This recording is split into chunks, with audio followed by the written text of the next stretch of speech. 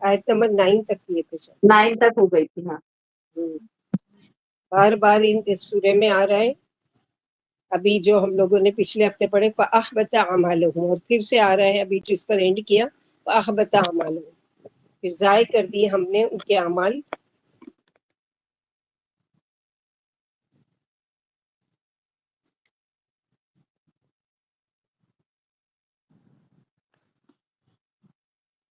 جیسے ہم لوگوں نے پڑھا تھا اللہم الہمنی رشدی ویسر من نفسی اللہم انفعنی بما علمتنی وعلمنی ما ينفعني وزدنی علما اللہم فقہنا فی الدین اللہم فقہنا فی لما تحب وترضى.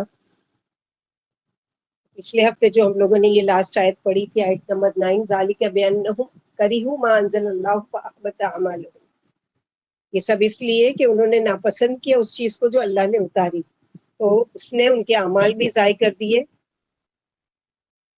یعنی اعمال کس چیز کی وجہ سے ضائع ہوتے ہیں؟ نمبر 1 کہ اللہ تعالیٰ کی نازل کردہ چیزوں کا انکار کرنے کی وجہ سے، اللہ تعالیٰ کے ساتھ شرک کرنے کی وجہ سے، اللہ کے رسول صلی اللہ علیہ وسلم کی نافرمانی کرنے کی وجہ سے، اور دین سے مرتد ہونے کی وجہ سے. یہ سارے اعمال جو ہیں کہ جو کہ ہے کیا ہوتا ہے کہ ان کی نیکیاں سے بولیے نا، تھوڑا سلو بولیے. یعنی کون کون سے ایسے کام ہے کہ جس کی وجہ سے اعمال ضائع ہو جاتے ہیں.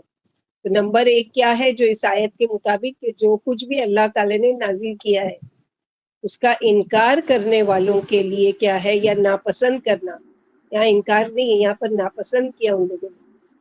تو اللہ تعالیٰ کی نازل کردہ چیزوں کی کو ناپسند کرنے کی وجہ سے اعمال ضائع ہو جاتے ہیں.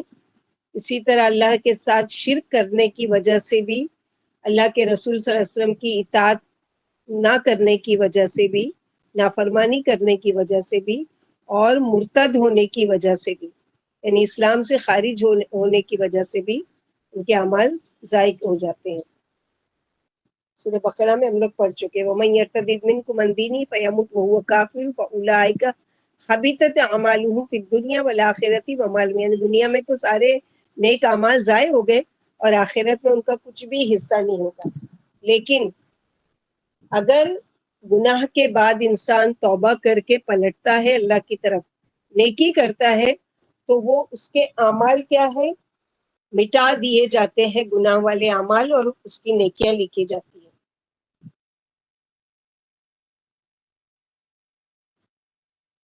جیسا کہ یہ ہم لوگ پچھلے اس میں پڑھ چکے ان الحسنات یذہبن السیئات، بے شک نیکیاں جو ہے وہ کیا ہے، برائیوں کو مٹا دیتی ہیں، گناہوں کو مٹا دیتی ہیں. تو اپوزٹ معاملہ ہوتا ہے. وہ سارے 4 کام کرنے سے اعمال ضائع ہو گئے، اور یہ کام کرنے سے اعمال کیا ہے، ریورڈ ہو گئے. مثلا گناہ نیکیوں میں بدل گئے. لیکن اگر نیکی پر برائی آ جائے اور اس برائی پر جمے ہوئے اختتام ہو جائے تو وہ بھی نیکیوں کو مٹا دیتا ہے. تو اصل چیز کیا ہے، انجام یا خاتمہ کس پر ہوتا ہے. اللہ تعالیٰ نے یہاں پر یہ جو بتایا کہ جیسے کہ ہم لوگوں نے حدیث، قرآن و حدیث ان کی زندگی کا مقصد نہیں تھا، نہ یہ اس کو محبت کی نگاہ سے دیکھتے ہیں اور نہ ان کی قدر و منزلت کرتے ہیں، اس لیے ان کے جو نیک اعمال تھے وہ بھی اللہ نے ضائع کر دیے. قرآن و حدیث پر ایمان لا کر نیک عمل قابل قبول ہوں گے، ورنہ ضائع ہو جائیں گے. البتہ دنیا میں ان کا بدلہ مل جائے گا. یعنی اللہ سبحانہ و تعالیٰ کیا انصاف ہے. لوگ جو ہیں کفر اور شرک کر رہے ہیں، لیکن ساتھ میں بہت بڑے چیریٹی کے ہاسپٹل کھول کے رکھے ہیں، اور بڑے بڑے ادارے اور بہت بڑے بڑے سرائے، ہوٹلز، اور یہ فری آف کاسٹ اور ہاسپٹلز اور یہ ساری چیزیں. تو ان کے اعمال ان کو دنیا میں بدلہ مل جائے گا، یعنی ان کی نیکیوں کا دنیا میں بدلہ، یعنی اور مال میں اضافہ کر دیں گے اور اچھے اچھے کام کریں اور یہ ساری چیزیں کریں. لیکن قیامت کے دن ان کے لیے کوئی فائدہ نہیں ان کے نیک اعمال کا، اس لیے کہ ان لوگوں نے ایمان سے ان کا عمل خالی تھا. تو اس سے کیا پتہ چلا کہ نیک اعمال بھی شرط ہے ایمان کی. ایمان کے ساتھ اگر نیک عمل ہے چاہے کہ تھوڑا ہو، لیکن اللہ سبحانہ و تعالیٰ کے یہاں وہ قابل قبول ہے. لیکن ڈھیروں ڈھیر عمل اور ایمان نہیں ہے تو ساری نیکیاں سب ضائع ہو جائیں گی. افلم یسیروا فی الارض فینظروا کیف کان عاقبۃ الذین من قبلہم دمر اللہ علیہم وللکافرین امثالها.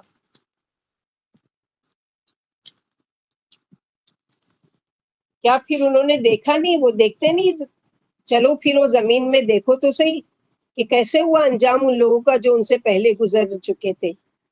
اللہ نے ان پر ہلاکت ڈال دی. تھے وہ سارے پیغمبر کی پیروی کرنے والے، کیونکہ نوح علیہ السلام کی انکاری قوم تو تباہ ہو چکی تھی.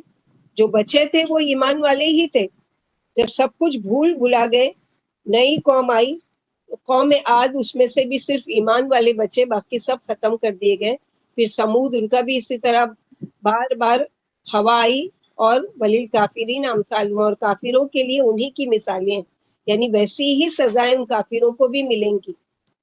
یہ ساری چیزیں مثال کے طور پر بیان کی جا رہی ہیں. جو کچھ بھی ہے کہ تمہارے ساتھ بھی یہی ہوگا. یہ مشرکین مکہ جو پہلے کی قوموں کے ساتھ ہوا، یعنی مشرکوں اور رسولوں کے مخالفوں نے پہلی قوموں کے انجام پر کیوں غور نہیں کیا کہ اللہ نے انہیں شرک و مخالفت کی وجہ سے کیسے کیسے عذابوں سے زمین میں دھسا دیا اور مسلمانوں کو بچا لیا. اسی لیے فرمایا کہ کافروں کے لیے ان جیسی بہت سی مثالیں ہیں.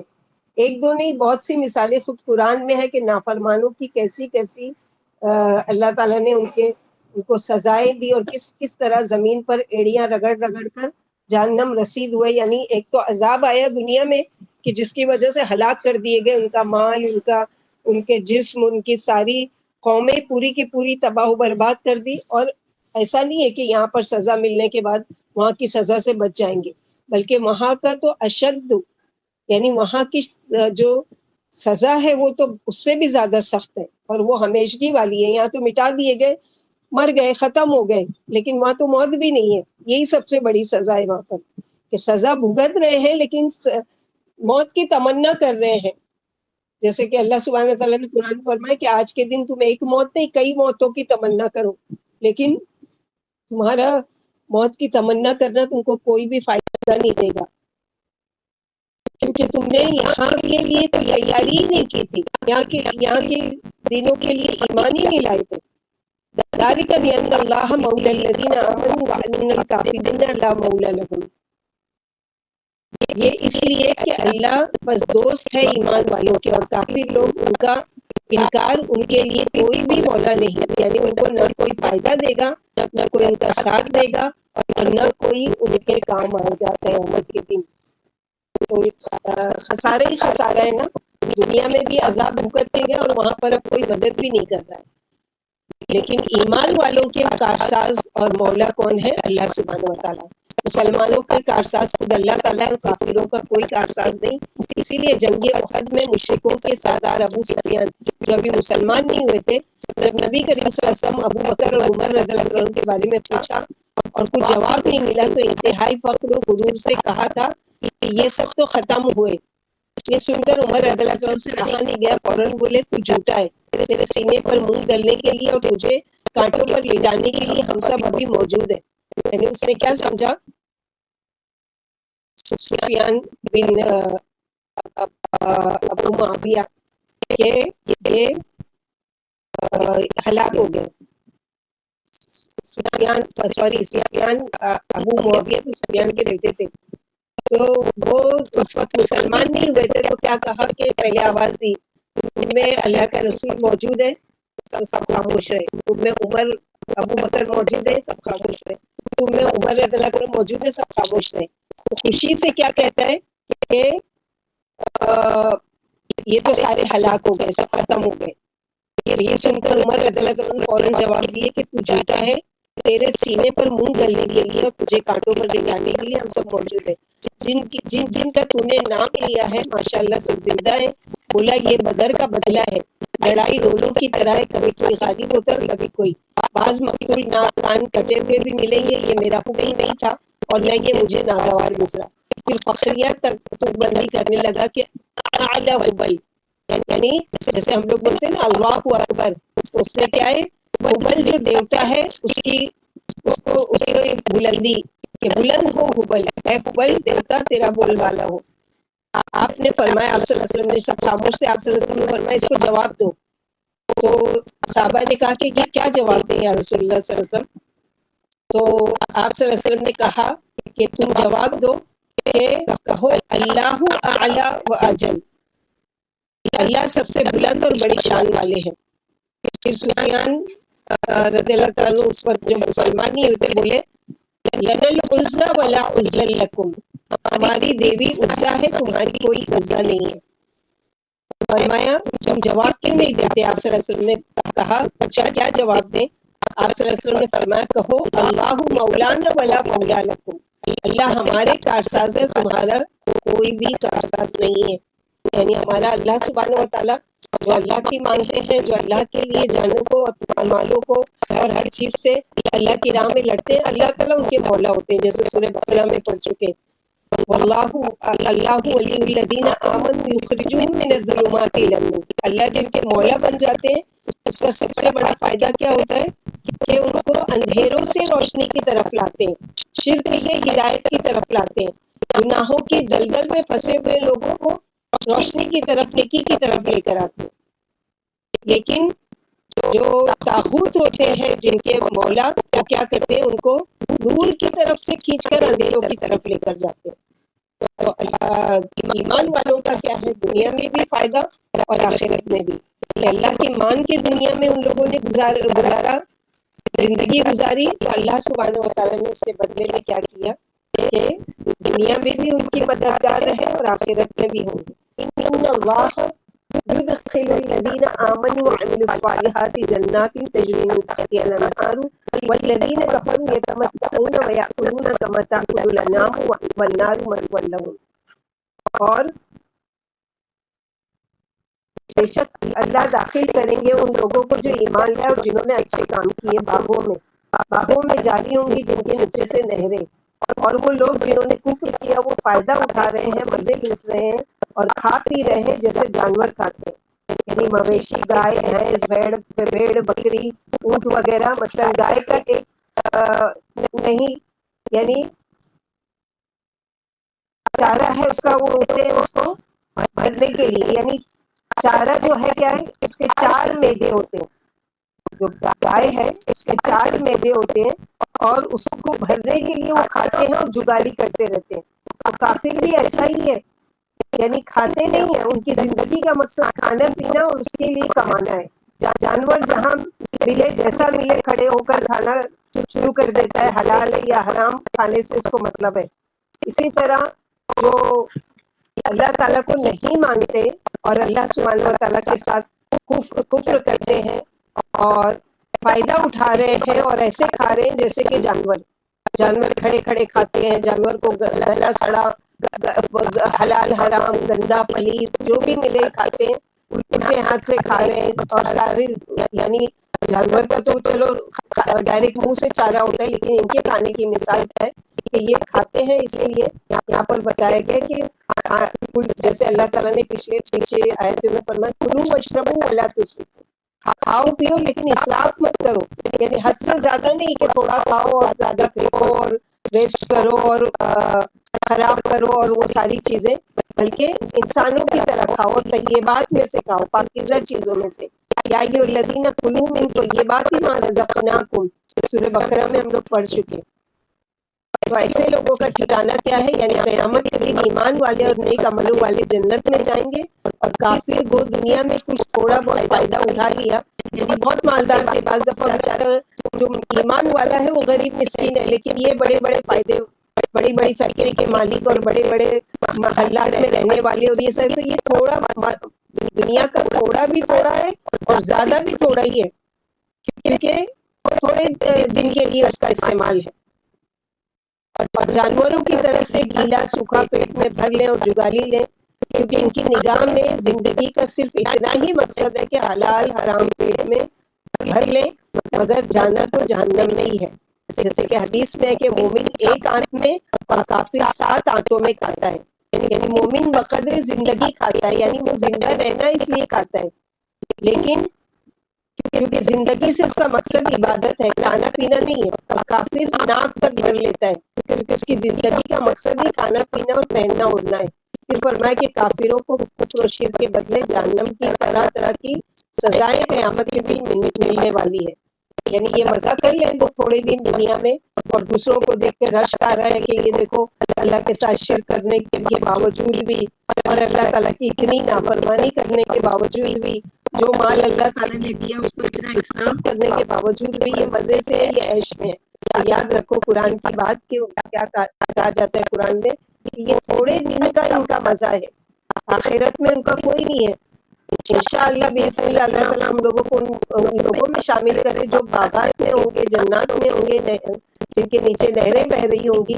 اور پھر ہم اپنی آنکھوں سے دیکھیں گے ان کا انجام، جن کے بارے میں ہم لوگ پڑھتے ہیں کہ ابو لہب ہے، ابو جہل ہے، فرعون ہے، اور وہ لوگ قارون ہے، حامان ہے، کہ ان کا کیا انجام ہوگا. کہ دنیا میں تو ہم ان کی عیش و عشرت کے بارے میں پڑھتے ہیں نا، ان کے اونچے اونچے محلات تھے، ان کے پاس اتنی مال و دولت تھی، ان کا یہ سب کچھ تھا. تو اس دن ان کا ٹھکانہ دیکھیں گے کہ ان کا کیا انجام اللہ سبحانہ و تعالیٰ نے کیا. وَكَأَيِّن مِّن قَرْيَةٍ هِيَ أَشَدُّ قُوَّةً مِّن قَرْيَتِكَ الَّتِي أَخْرَجَتْكَ أَهْلَكْنَاهُمْ فَلَا نَاصِرَ لَهُمْ. اور اتنی ہی بستیاں وہ زیادہ سخت تھی آپ کی بستی سے، وہ جس سے آپ کو نکالا گیا، یعنی مکے سے. کیونکہ آپ صلی اللہ علیہ وسلم کو مکے سے نکلنے کا بڑا رنج تھا، بہت غم تھا. اور چونکہ یہ مدینے کی دور کی ابتدائی صورتوں میں سے ہے، کیونکہ جب آپ صلی اللہ علیہ وسلم مکہ سے ہجرت کر رہے تھے تو غمزدہ صورت میں فرماتے جاتے تھے مکہ تو مجھے اس زمین میں پر سب سے زیادہ پیاری زمین ہے، لیکن اگر تیرے رہنے والے مجھے سرزمین سے نکلنے پر مجبور نہ کرتے تو میں کبھی بھی نہیں نکلتا. اور مکہ والے بھی یہی سمجھ رہے تھے کہ آپ صلی اللہ علیہ وسلم کو نکال کر وہ کامیاب ہو گئے ہیں، ہماری جان چھوٹی. اللہ فرما رہے تمہاری بستی سے زیادہ قوت والی بستی کو بھی ہم نے ہلاک کر دیا، ہم نے ان کو بھی ہلاک کر دیا. تو یہ مکے والے کیا چیز ہے، کوئی ان کی مدد کرنے والا نہ تھا. یعنی اللہ سبحانہ وتعالیٰ نے بہت جلد بدل کے اس میں دکھا دیا نا کہ کس طرح سے بڑے بڑے سرداروں کو اللہ تعالیٰ نے ہلاک کیا، برباد کر دیا، اور ان کا کوئی بھی نام و نشان باقی نہیں رہا. تو یہ تو اللہ سبحانہ وتعالیٰ کا وعدہ ہے.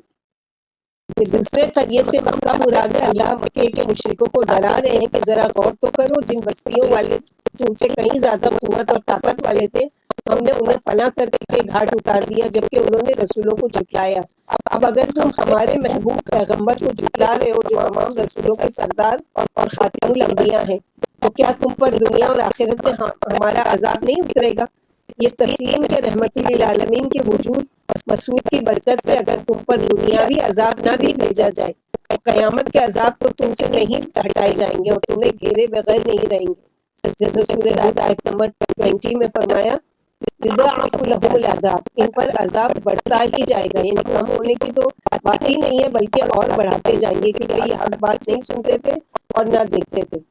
ابن عباس رضی اللہ عنہ فرماتے ہیں جب نبی صلی اللہ علیہ وسلم غار سور میں چھپے ہوئے تھے تو آپ مکہ کی طرف رخ کر کے بولے اے مکہ تو تمام شہروں میں اللہ کو بہت پیارا ہے اور مجھے بھی بہت محبوب ہے. اگر مجھے تجھ سے مشرک نہ نکالتے تو میں تجھ سے نہیں نکلتا. اللہ کا سب سے بڑا وہ دشمن ہے جس نے اللہ کے حرم میں زیادتی کی یا غیر قاتل کو قتل کیا یا جاہلیت کے جوش میں کس کو قتل کیا، پھر اللہ نے اسے اپنے نبی پر یہ آیت اتاری. فمن كان على بينة من ربه كمن زين له سوء عمله واتبعوا أهواءهم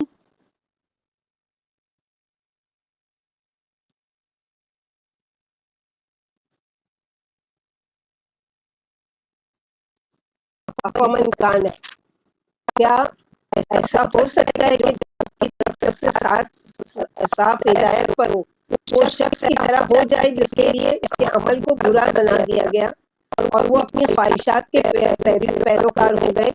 اس سے کیا پتہ چلتا ہے کہ دین کو جاننے والے اور نہ جاننے والے، دین کے راستے پر چلنے والے اور اپنی خواہشات کی پیروی کرنے والے اور اپنے برے اعمال کو اچھا سمجھنے والے، یہ دونوں برابر نہیں ہو سکتے، دونوں اپوزٹ ہے. ایک ہے جو جانتا ہے اور ایک ہے جو نہیں جانتا.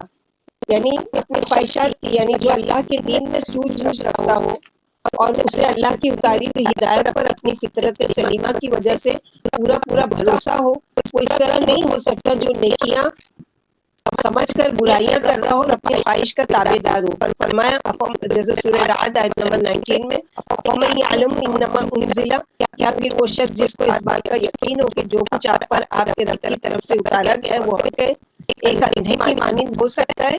اور سورہ حشر آیت نمبر 20 میں لا یستوی اصحاب النار و اصحاب الجنہ اصحاب الجنۃ هم الفائزون، جہنمی اور جنتی کبھی بھی برابر نہیں ہو سکتے، جنتی ہی کامیاب ہونے والے ہیں.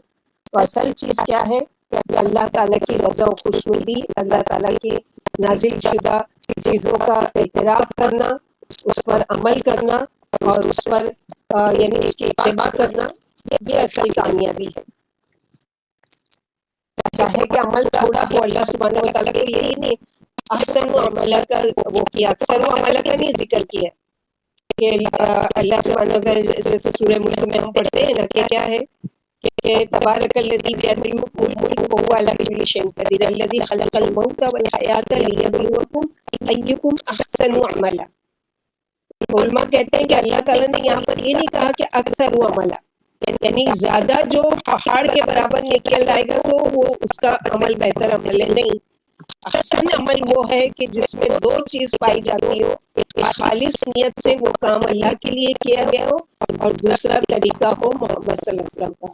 چاہے کہ وہ اکثر اعمال نہیں ہو تو بھی چلے گا، لیکن اللہ سبحانہ و تعالیٰ کے لیے یہ شرط لگا دی گئی احسن عمل کی کہ یہ دونوں چیزیں اس میں موجود ہونا چاہیے. جو اللہ سبحانہ و تعالیٰ کی مان کر چلتے تھے اور جو اللہ تعالیٰ کی اطاعت کرتے تھے ان کے لیے پھر اللہ سبحانہ و تعالیٰ نے کیا کچھ تیار کیا ہے کہ مثل جنت التی وعد المتقون فیہا انہار من ماء. اب پورے قرآن میں تو کئی جگہ نہروں کا ذکر آیا ہے، لیکن سورہ محمد آیت نمبر 15 میں خاص طور پر جنت کی 4 نہروں کا ذکر کیا گیا. اس جنت کی مثال جس کا وعدہ متقی لوگوں سے کیا گیا ہے فیہا انہار من ماء، اس میں پانی کی نہریں ہیں، ایسا پانی جو کبھی بھی تبدیل نہیں ہوگا. آسین یعنی اس پانی کو کہتے ہیں کہ جس کا مزہ اور رنگ بدل گیا ہو، جس میں کوئی یعنی جو وہ ہوتا ہے نا کائی وغیرہ جم جانے سے بدبو پیدا ہو جاتی ہے، اس پانی کو آسن کہتے ہیں. لیکن یہاں غیر آسن یعنی نہ بدلنے والا، نہ اس میں کوئی خرابی آنے والی، نہ اس میں بدبو اور نہ کوئی کائی جم جائے گی، نہ کوئی اس کا ٹیسٹ خراب ہوگا اور نہ کوئی اس کا مزہ خراب ہوگا. اور وانہار من لبن لم یتغیر طعمہ، اور دودھ کی نہریں جس کا ٹیسٹ بدلی نہیں ہوگا. دنیا میں تو اگر دودھ نہ بھی پھٹے تو ذائقہ ضرور بدل جائے گا، اگر جنت میں تو نہریں بہ رہی ہوں گی لیکن ذائقے میں تبدیلی نہیں ہوگی. ابھی ہم ڈیٹیل سے دیکھیں گے کہ یہ نہریں آتی کہاں سے. اور وانہار من خمر لذت للشاربین، اور شراب کی نہریں ہوں گی پینے والوں کے لیے لذت کا سامان. اور شہد کی نہریں جس میں مکھیوں کے جسم کے حصے نہ ہوں گے، کوئی اور ملاوٹ نہ کی گئی ہوگی، بالکل صاف ستھری یعنی مصفا یعنی بالکل صاف ستھری. اور وَلَهُمْ فِيهَا مِنْ كُلِّ الثَّمَرَاتِ، اور ان کے لیے اس میں ہر قسم کے پھل اور میوے ہوں گے، اور ان کے رب کی طرف سے بخشش ہوگی. یعنی کتنی ساری نعمتوں کا 4 نہریں پلس وہ ہر قسم کے پھل، کہ جو بھی چیز پینے کی دی جائے تو کھانے کا دل چاہتا ہے، نہ کھانے کو ملے تو پینے کا دل چاہتا ہے. یہ تو دنیا کا طریقہ ہے. کچھ اچھا کھائے تو کچھ اچھا پینا چاہیے، اس کے ساتھ کوئی ڈرنک ہونا چاہیے، کوئی شربت ہونا چاہیے، کوئی جوس ہونا چاہیے. تو اللہ سبحانہ و تعالیٰ نے وہ ساری ہماری مزاج بھی اللہ ہی نے بنائے، اس کے لیے انتظام بھی اللہ نے یہاں پر کیے، پلس جنت میں بھی اس کا خیال رکھا ہے کہ جب یہ کچھ کھائیں گے تو ان کو کچھ دل چاہے گا پینے کا، تو جو ٹیسٹ کو ان کو پسند ہے. بعض لوگوں کو جوس دو تو نہیں پیاس بجھتی جب تک کہ ٹھنڈا پانی نہیں پیے، تو اللہ نے اس کا بھی انتظام رکھا ہے. بعض لوگوں کو دودھ نہیں پسند ہوتا ہے تو شراب کا انتظام رکھا ہے. بعض لوگ شہد پی لیتے ہیں علاج کے لیے اور اس کے لیے، لیکن وہاں کا شہد تھوڑی دنیا کی شہد کی طرح ہوگا، کیونکہ دنیا کے شہد تو تیار ہوتے ہیں یہ شہد کی مکھیوں سے، لیکن وہاں پر نہ کوئی ایسی کوئی ملاوٹ ہوگی، نہ کوئی وہ. دنیا میں تو اصلی شہد ملنا ہی مشکل ہے. زیادہ تر اصلی بول کر جو بیچا جاتا ہے اس میں بھی ملاوٹ ہوتی ہے، لیکن وہاں پر نہیں ہے۔ تو وہ 4 نہروں سے بھی لذت اٹھائیں گے، پلس ہر قسم کے پھل بھی ان کے لیے میسر ہوں گے، اللہ تعالیٰ کی بخشش بھی ہوگی، اور ہمیشہ رہنے کے لیے ان کے لیے وہاں پر وہ ہوگا۔ تو یہ ساری کوالٹی اللہ جعلنا منہم۔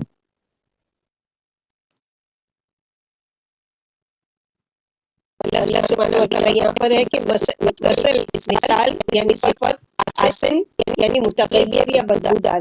ایک حدیث میں کہ غیر آسن یعنی صاف شفاف، جو ذرا بھی گدلا نہ ہوا ہو اور موتی کی طرح چمکدار ہو۔ عبداللہ رضی اللہ عنہ فرماتے ہیں جنتی نہریں مشک کے پہاڑ سے نکلتی ہیں، پھر جنت میں دودھ کی نہریں بھی جاری ہیں جن کا ذائقہ کبھی نہیں بدلتا، یہ انتہائی سفید، میٹھا اور پوری ذہنیت والا ہے۔ ایک حدیث میں کہ یہ دودھ جانوروں کے تھنوں سے نکلا ہوا نہیں ہوگا بلکہ قدرتی طور پر نہر بہ رہی ہوگی۔ پھر فرمایا وہاں شراب کی نہریں بھی جاری ہیں، پینے والوں کو سرور اور کیف بخشتی ہیں، دنیا کی شراب کی طرح تلخ و بدبودار نہیں بلکہ دیکھنے میں بھی خوبصورت، ذائقہ بھی انتہائی لذیذ اور خوش کیف اور کمال خوشبودار۔ ایک حدیث میں کہ شراب قدموں سے روند کر نہیں نچوڑی ہے، دنیا میں تو پتہ نہیں کیسے نچوڑی جاتی ہے، کوئی مشین میں ڈالا جاتا ہے یا کوئی پیروں سے کچل کر اور یہ اس طرح سے، لیکن وہاں ایسا نہیں ہے۔ جیسے سورہ واقعہ آیت نمبر 19 لا یصدعون عنہا، جس سے نہ سر چکرائے گا اور نہ عقل میں خلل آئے گا۔ دنیا میں شراب پینے والوں کا حال دیکھو، روڈ پر کیسے پڑے ہوتے ہیں بے ہوش، اور ان کو کچھ اپنا ہوش نہیں ہوتا، یہ چل رہے ہیں تو بڑبڑ کرتے ہوئے، اور پیشاب بھی نکل جا رہی ہے اور ان کا وہ بھی ہو رہا ہے، ان کو کوئی ہوش نہیں، لیکن وہ وہاں کی شراب پیتے جائیں گے لیکن بدہوش نہیں کرے گی۔ جیسے سورہ صافات آیت نمبر 46 میں ہم لوگ پڑھ چکے، لا فیہا غول، اس سے نہ درد سر پیدا ہوگا نہ عقل میں فطور آئے گا۔ پھر فرمائے کہ وہ موتی کی طرح سفید اور پینے والوں کو سرور کیف بخشنے والی ہے۔ پھر فرمائے وہاں صاف اور شفاف اور خالی شہد کی بھی نہریں بہ رہی ہیں، یعنی جو انتہائی صاف و شفاف، خوش کیف، خوش رنگ، ذائقہ اور خوشبودار ہے۔ ایک حدیث میں ہے یہ کہ شہد چھتوں سے نکلا ہوا نہیں بلکہ قدرتی ہوگا۔ جنت میں دودھ، پانی، شہد اور شراب کے ذریعے جن سے نہریں نکلتی ہیں، ان نہروں کا منبع جو ہے جنت عدن ہے، یعنی ان کا اصل جو ہے وہ کہاں ہے؟ جنت عدن سے۔ یہ ایک حوض میں آ کر جمع ہوتی ہے، پھر وہاں سے دوسری جنتوں میں جاتی ہے۔ نبی صلی اللہ علیہ وسلم نے فرمایا جب تم اللہ سے جنت مانگو تو فردوس مانگو، کیونکہ وہ درمیانی اور اوپر والی جنت ہے اور اسی سے جنت کی نہریں نکلتی ہیں، اس کے اوپر رحمان کا عرش ہے۔ پھر فرمائے کہ جنت میں طرح طرح کے پھل بھی ہیں، یہ جیسے سورہ دخان آیت نمبر 55، یدعون فیہا بکل فاکہۃ آمنین، جنتی جنت میں امن و اطمینان کی فردوس اور عدن دونوں ایک ہی جنت کے نام ہے؟ نہیں، الگ الگ ہے۔ جنت عدن جو ہے اس کو اللہ تعالیٰ نے اپنے ہاتھ سے پیدا کیا ہے۔ پھر فرمائے کہ جنت میں طرح طرح کے پھل ہیں اور جنتی جنت میں امن و اطمینان کے ساتھ ہر قسم کے پھل منگوائیں گے، جیسے سورہ رحمان 52، فیہما من کل فاکہۃ زوجان، دونوں جنتوں میں ہر قسم کے میوے کے جوڑے جوڑے ہوں گے۔ پھر فرمایا کیا یہ لوگ اس کی طرح ہو سکتے ہیں جو ہمیشہ ہمیشہ آگ میں جھلسنے والا ہے، یعنی جن کا ہم نے اوپر بیان کیا ہے وہ اور جہنمی برابر نہیں ہو سکتے۔ جو لوگ جنتوں کے شاندار محلوں میں موج اڑا رہے ہیں وہ جہنمیوں کی طرح نہیں ہو سکتے، جو جہنم کے گڑھوں میں جل بھون رہے ہیں اور جن کو گرم گرم پکا ہوا پانی پلایا جا رہا ہے، جو ان کے اعضاء اور ہاتھوں کو کاٹ کاٹ کر ٹکڑے ٹکڑے کر دینے والا ہے۔ اللہ ہمیں جہنم سے اپنی پناہ میں رکھے۔ پھر بھلا ان کا اور ان کا کیا میل جول اور کیسی برابری، کہاں تو جنت اور کہاں جہنم، ایک رحمت و شفقت کا منبع اور دوسری تکلیفوں اور زحمت کا جیل خانہ۔ اور جیسے جنت کے بارے میں ہم لوگ سورہ بقرہ سے ہی پڑھتے آئے ہیں کہ جنت کی جو نہریں ہیں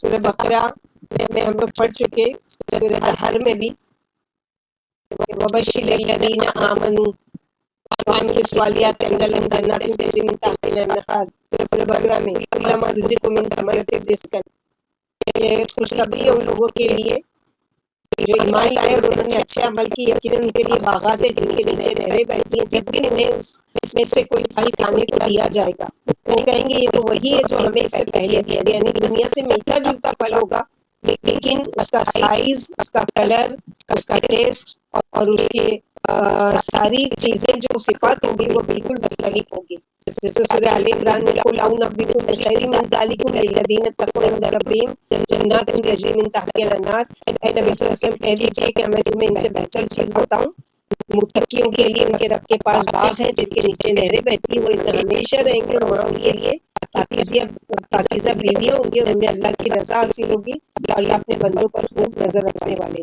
یوں وہ حقیقی نہریں ہیں، وہ نہریں جنتی محلات تلے رہیں گی، جنتی بالا خانے کے بیچ گزریں گی، یعنی ہمارے دنیا کے جیسے کی طرح نہیں ہے کہ مثلا بارش کے دنوں میں ہم لوگوں کا دل چاہ رہا ہے چلو واٹر فال دیکھنے کے لیے جاتے ہیں تو کہیں دور دراز جانا پڑتا ہے، کہیں پر وہ واٹر فال ہو رہا ہے، یہاں پر اپنے گھر میں اپنی گیلری میں کھڑے ہوں گے، اپنے بالا خانے میں کھڑے ہوں گے اور ان کے نیچے سے نہر بہ رہی ہوگی، اور جو نہر کے لیے بھی وہ کا دل چاہے گا وہ ان کے گھر کے پاس آ جائے گی، جیسے کہ سورہ واقعہ میں ومائن مسکوب اور ہر دم بہتے پانی کے آبشاروں میں، مطلب یہ کہ وہ نہریں نالوں اور نہری راستوں کی قید سے آزاد ہوں گی اور جنت میں ہر طرف نہایت روی سے بہیں گی۔ جنت میں متعدد طرح کی نہریں ہوں گی، جیسا ہم لوگوں نے ابھی پڑھا ہے کہ 4 قسم کی نہریں، اور یہاں اللہ تعالیٰ نے ان 4 اصناف کی جنتی نہروں کا تذکرہ فرمایا ہے، اور دنیا میں ان چاروں اصناف میں جو خرابیاں پیدا ہوتی ہیں انہیں جنتی جو اصناف کے لیے ممنوع قرار دیا، یعنی جو جنت میں یہ 4 چیزوں میں خرابی ہے وہاں پر نہیں ہوگی۔ دنیاوی دودھ خراب ہو کر کھٹا ہو جاتا ہے، چنانچہ فرمایا کہ جنتی دودھ کا ذائقہ کبھی بھی نہیں بدلے گا۔ دنیاوی پانی دیر تک اگر ایک جگہ جمع رہے تو وہ یا تو باسی ہو جاتا ہے یا اس میں بدبو پیدا ہو جاتی ہے، اس لیے فرمایا کہ جنت کا پانی باسی ہو کر بدبو نہیں اختیار کرے گا۔ دنیاوی شراب بد ذائقہ اور بدبودار ہونے کے ساتھ ساتھ عقل کی بھی دشمن ہوتی ہے، اور جنتی شراب ایسی نہیں ہوگی، وہ نہایت خوش ذائقہ ہونے کے ساتھ ساتھ عقل کو بھی بڑھائے گی۔ دنیا کا شہد جب چھتے سے اتارا جاتا ہے تو اس کی صاف ستھرائی برقرار نہیں رہتی، چھتے میں سے تنکے اس میں شامل ہو کر اسے آلودہ کر دیتے ہیں۔ جنتی شہد کے لیے فرمایا کہ وہ مصفا ہوں گے، یعنی بالکل صاف ستھری۔ یہ بھی اللہ تعالیٰ کی ایک بہت بڑی نشانی کہ جنت سے اس نے ان اصناف کی نہریں جاری فرما دی جن کی نہروں کا دنیا میں کوئی تصور بھی نہیں کر سکتا۔ یہ بھی نہایت عجیب بات ہے کہ وہ نہریں نالوں اور نہری راستوں کی قید سے آزاد ہوں گی، مطلب یہ کہ نہریں تو بہتی نظر آئیں گی لیکن نہری راستہ کہیں دکھائی نہیں دے گا کہ کہاں سے آ رہی ہے اور کہاں بہ کر جا رہی ہے، کہاں جمع ہو رہی ہے۔ جنت کی نہریں بالائی جنت سے زہری جنت کی طرف بہیں گی، اوپر سے نیچے کی طرف۔ نبی صلی اللہ علیہ وسلم نے فرمایا جنت میں 100 درجات ایسے ہیں جنہیں اللہ تعالیٰ نے مجاہدین فی سبیل اللہ کے لیے تیار کر رکھا ہے۔ ہر 2 درجات کے مابین اتنا فاصلہ ہے جتنا آسمان و زمین کے درمیان، اسی لیے جب آپ اللہ تعالیٰ سے مانگے تو اس سے جنت الفردوس مانگیے۔ جنت الفردوس درمیانی اور بلند ترین جنت ہے، اس کے اوپر رحمان کا عرش ہے، جنت کی نہریں اسی جنت میں سے پھوٹتی ہیں۔ دنیا میں بھی اللہ تعالیٰ نے 4 دریا ایسے رکھے ہیں جو حدیث میں آتا ہے کہ وہ جنت کے دریا ہیں۔ ارشاد نبی ہے سیخان، جیحان، فرات اور نیل، یہ چاروں جنت کے دریا ہیں۔ دریائے سیخان ارمینیا ایشیائی چوچک کے پہاڑوں سے نکلتا ہے اور جنوب کی طرف بہتا ہوا ازنا کے قریب سے گزرتا ہے۔ مرسین کے قریب یہ دریا بحر متوسط میں جا کر گرتا ہے۔ دریائے جیحان البستان کے قریب واقع پانی کے بڑے سرچشمے سے نکلتا ہے اور مسیسیہ کے قریب جوار میں کلیکیا کے میدانوں میں بہتا ہے۔ ایاس کے قریب یہ دریا خلیج اسکندور میں جا گرتا ہے، یعنی آج کے نام کچھ اور ہوں گے انگلش نام، لیکن یہ عربی اور فارسی کے نام ہے۔ امام نووی نے شرح صحیح مسلم میں لکھا ہے سیحان سین سے، سیحان، جیحان اور سیحون اور جیحون 4 الگ الگ دریا ہیں۔ سیحان اور جیحان جنتی دریا ہیں جو بلاد آرمن میں بہتے ہیں۔ جیحان مسیسا کا دریا ہے جبکہ سیحان ازنا کا دریا ہے۔ یہ دونوں دریا بہت بڑے ہیں، سیحان کے مقابلے میں جیحان زیادہ بڑا دریا ہے۔ جوہری کا یہ کہنا درست نہیں کہ دریائے جیحان شام میں بہتا ہے۔ حازمی نے لکھا ہے کہ سیحان مسیسا کے قریب ایک دریا ہے نہایت الغریب نامی کتاب کے مصنف نے لکھا ہے. یہ 4 وہ بتائے گئے، ان کی جگہ بھی بتائی گئی، ان کی سائز بھی بتائی گئی ہے. کوئی دریا مثلاً 6700 کلومیٹر کی لمبائی کا ہے، کوئی 2700 کلومیٹر ہے، کوئی 44,400 کلومیٹر کا ہے. تو یہ ساری چیزیں ہیں اور جگہ بھی بتائی گئی ہے. لیکن اصل چیز ہم لوگوں کے لیے ہے کہ ایمان لانا ہے. اب سوال یہ پیدا ہو کہ یہ چاروں دریا تو دنیا میں بہتے ہیں، کہ یہ جنت کے دریا کیسے ہوئے؟ ہم سوچ سکتے ہیں نا. اس کا جواب انہوں نے یہ دیا، مطلب یہ کہ ان چاروں دریاؤں کا سرچشمہ جنت میں ہے. دریاؤں، ندی اور نالوں کا پانی زیادہ تر بارش کی کا پانی ہوتا ہے، جو آسمان سے اترتا ہے، وہی پانی دریاؤں میں بہتا ہے اور جھیلوں کو بہتا ہے.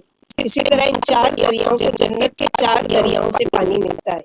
یعنی خاص نہر سے پانی نکل کر اور پھر ان دریاؤں میں آ کر گرتا ہے، اس لیے اس کو وہ کیا جاتا ہے.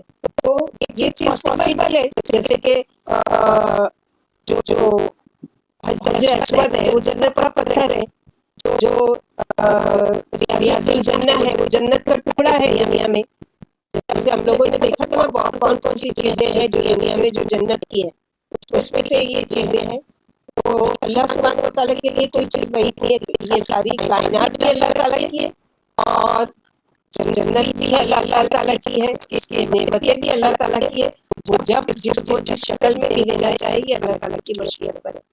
دنیا میں بھی اس کا مزہ چکھائے، جیسے کہ پھلوں کے بارے میں ہم پڑھ چکے ہیں، متشابہاً وغیرہ متشابہ، یعنی ملتا جلتا بھی ہوگا اور نہیں ملتا جلتا بھی ہوگا. یعنی مطلب نام ہو سکتے ہیں، وہاں کیلا بھی ہے، وہاں پر انار بھی ہے، وہاں کھجور بھی ہے. یہ ساری چیزوں کا نام تو آتا ہے، لیکن اس کے سائز، اس کے ٹیسٹ اور یہ ساری چیزیں اللہ سبحانہ و تعالیٰ نے اس کے لیے الگ الگ وہ کر کے رکھی.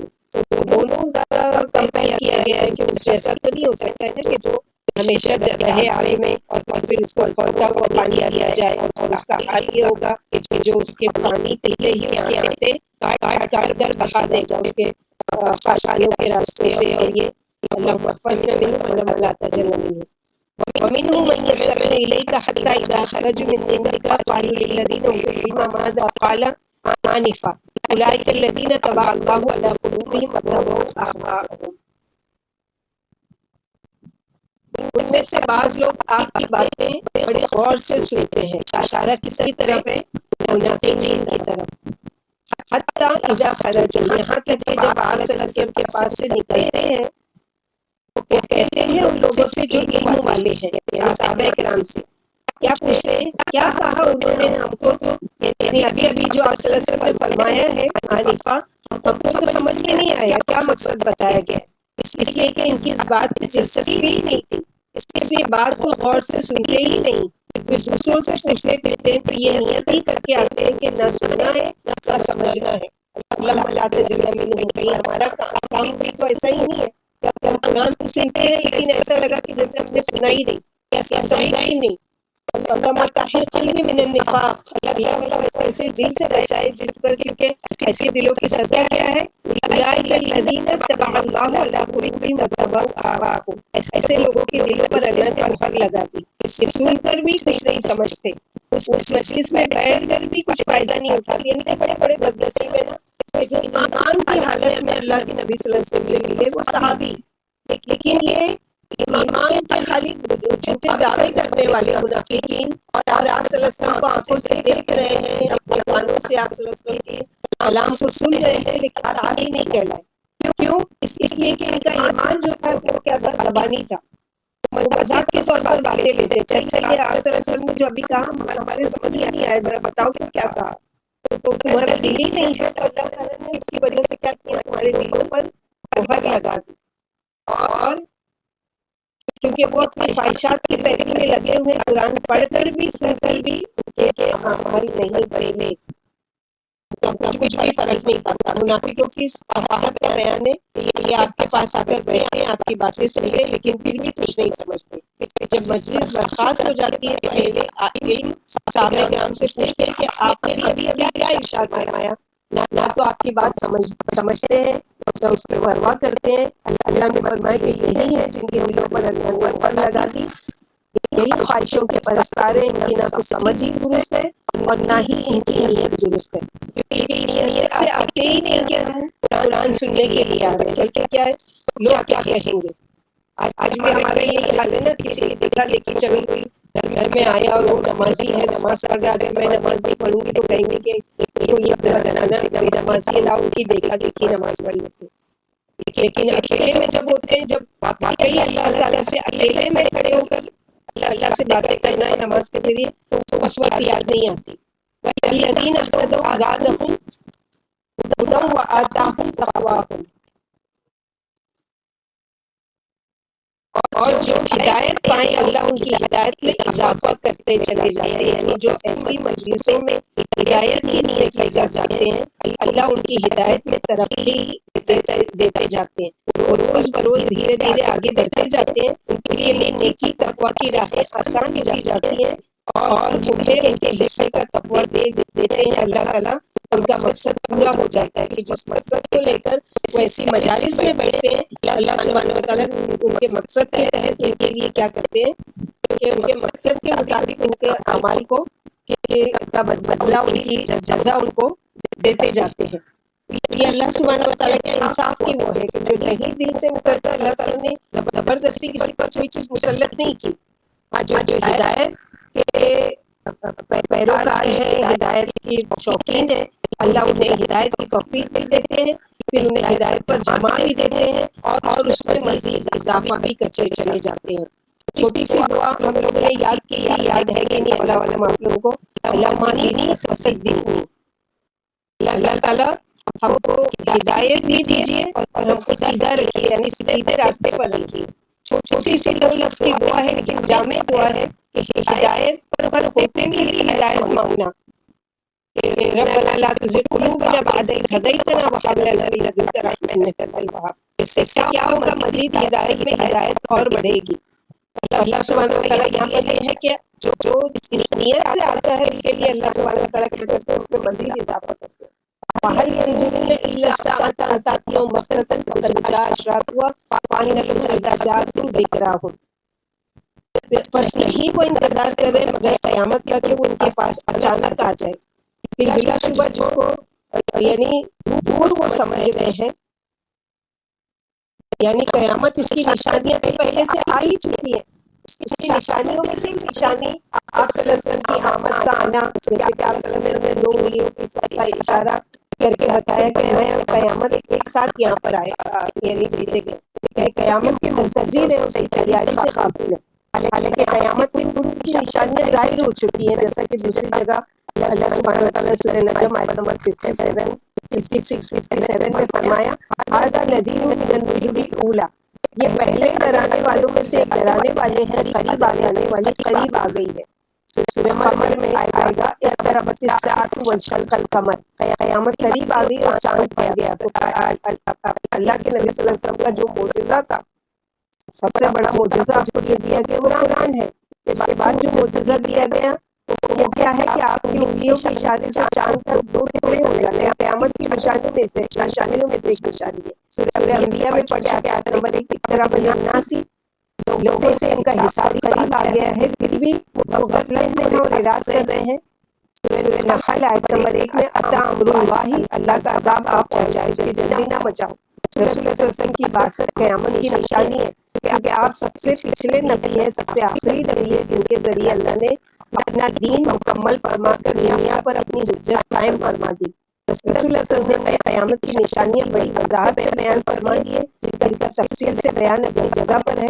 ایک روایت میں نبی صلی اللہ علیہ وسلم نے اپنی شہادت کی انگلی اور درمیانی انگلی کو اٹھا کر فرمایا کہ میری بعثت اور قیامت اس طرح ہے. پھر فرمایا کہ جب قیامت آ جائے گی تو پھر نصیحت مان لینے سے کیا حاصل ہوگا. جیسے سورہ فجر آیت نمبر 23 میں یوم یتذکر الانسان یوم یتذکر الانسان ما سعی. جس دن انسان نصیحت مان لے گا، اب نصیحت ماننے کا موقع کہاں؟ یعنی اب بے سود ہے، وقت نکل گیا. اور سورہ سبا آیت نمبر 52 میں قالوا آمنا به، وہ کہیں گے ہم نے قرآن کو مان لیا، اور دور والی جگہ سے ان کے لیے پکڑنا اب کہاں ہے، یعنی اب ایمان لانا بیکار ہے. ایمان لانے کی جگہ کیا تھی؟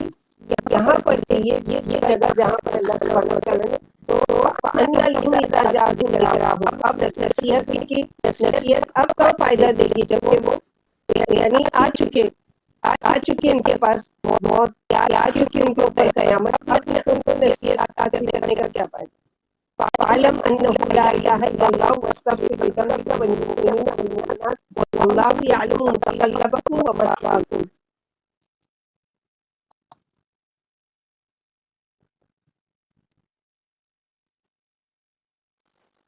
پھر یہ کہ کہاں سے ہے ان کے لیے، یعنی جب قیامت آ جائے گی تو ان کی نصیحت حاصل کرنے کا وقت پھر کہاں باقی رہے گا؟